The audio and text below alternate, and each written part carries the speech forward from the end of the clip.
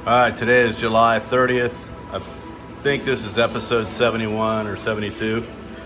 And I've just been doing a little bit of assembly each day. So yesterday, I spent all day actually at the auto hobby shop on Base in Millington. And I installed these greasable shackles. You can see those down there. And those add about 2¼ inches of lift to the vehicle. Which is what I wanted. A little bit better look, a little bit more clearance. So there's the front. I don't know why they have them in that zinc coated or whatever that is, but I'm gonna paint those black. I don't like that. I don't really like the silver either. I'm just gonna paint them black. I don't want to see them, but they're cool though because they got these Zerk fittings, top and bottom, so you can grease them. And boy, it makes a difference because they move a lot easier, and therefore it rides a lot better.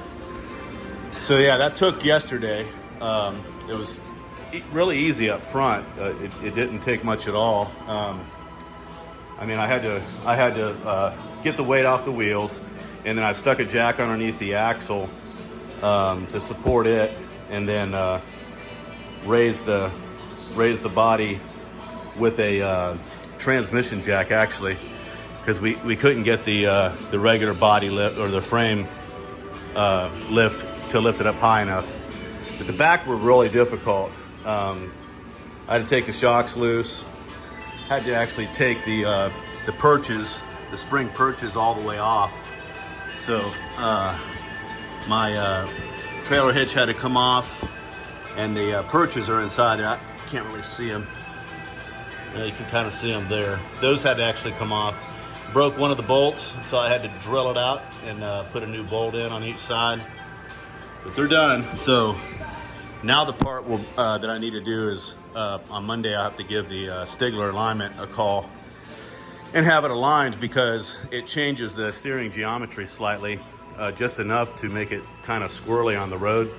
So I think it's got some positive camber, if I'm correct, right now, or negative camber maybe. The front wheel to me looks like it's leaning this way. So what's happening is the inside part of the tread is not touching the ground, the very innermost part of the tread. Anyway, so today I just now put on these bumperettes, stainless bumperettes. I had to drill my own holes on the one side, and I still need to get the bolts in there, but they're secure for now. The reason I'll have to drop the tank to get bolts on the other side, and I don't want to do that at home. I'll do that at the base, but anyway. So now what I need to do is get this tire carrier put on and get that tire in place. So a couple other things I did was I put the console in, which is nice, fits in there nicely. Of course, I got the doors on and everything, got them closing right. And then I also put in the rear seat. So it's coming along. I'm got some little things here and there I need to do. I got to put the gauge cover. It's actually a stainless piece, but it's powder coated black, and it'll match my black glove box door. And then the stereo, that's a nice full day project coming up. I still need to put my door panels on the inside. Like I said, I've got a winch for it, and I'm waiting for the right mounting thing I had to order from Amazon, because you got to have, there's not quite enough space fore and aft on this to mount the winch directly to this. Plus I need a fair lead bracket so it's above the bumper, and the mounting thing I got on Amazon, made by Warren, W-A-R-N, will take care of those issues. And then I've got some driving lights that'll go right here in these holes on either side. So just really trying to spruce it up a little bit. These are them right there. Got those on sale. Pretty cheap actually too. I think they're like 40 or 50 bucks, I think, and they're halogen. So those will be nice. All right, moving on with the tire carrier cover, or tire carrier, I should say. All right, here we go. All right, I got the tire carrier put on. Everything is ready to go for the tire, except for the bump stop here. There's a little, to keep this thing from opening too far. So when this opens, to let the tailgate down, there's a stop. It'll keep it from going any further than about right there. You know, when the tire's on there, it bumps into it. And, you know, for obvious reasons. So yeah, so that's on there. Bumperettes are on there. Once the tire is put in place, I've got to get a good tire because the tire that's on it, I've got the original Jeep wagon type wheel, but the tire itself, I don't know what's wrong. It's got a hole in it because it's flat.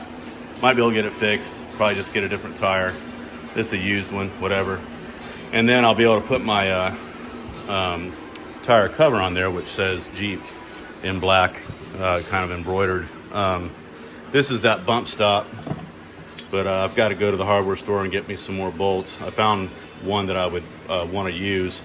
It's a little bit bigger in diameter than the actual holes that are there, but that's okay because I can get to the back side of it and put a nylock nut on it anyway, which makes it even that much more secure. So making some progress, you know, little by little each day, you know, assembling and so forth. One of the next things I'm going to do are these Nerf bars. I'm going to sand them and paint them chassis black, and that should look nice. Again, I've got to fix these holes around here so that the fender flares mount up properly. But I'm going to wait till the weather cools, you know, get into the fall, because I'm going to have to repaint this whole side just to, you know, create a continuity there. I'm going to try not to do the doors, so I'll probably mask those off and just come down the rear quarter along the rocker here and maybe make my brake point right there. It depends though, because I've got some pretty good orange peel here as well, so I might try to finesse it up into this region here. I don't know. I've got time to think about that. And then while I'm at it, obviously I'll tape all the windshield off, but these are going to have to be painted as well, so I'm going to have to tape everything off except for those, and hit those as well. So that's a whole nother project coming in the future. I am liking the way this black here ties in with the back. It's a little bit darker here. I think it's because, well, actually I don't know why that is, but no big deal. You know, it's not the end of the world because it's the same material. Anyhow, liking the way things are coming out. So yeah, the everything closes nice. I put these truck topper type C-clamps in place of the bolts there, so those are nice and secure. Got 3 on each side. Got some space back here for my sub that'll go in there. Like I said, I've got 6x9s that'll go over in these corners that are made for it, and a Kenwood head unit in the front. I've got some, for up there, I've got some Polk audio speakers that I'm going to put in there as well. So it's going to be nice when it's all done. I'm looking forward to driving it. But probably the biggest mechanical concern I have right now is having put the shackles on that lifted it slightly, is to get that front end aligned so I don't have tire wear, because those tires are in really good shape. So I'm going to try to get that done on Monday. We'll see what happens. And that's gonna be a wrap for today. So I'll catch you guys next time. Later.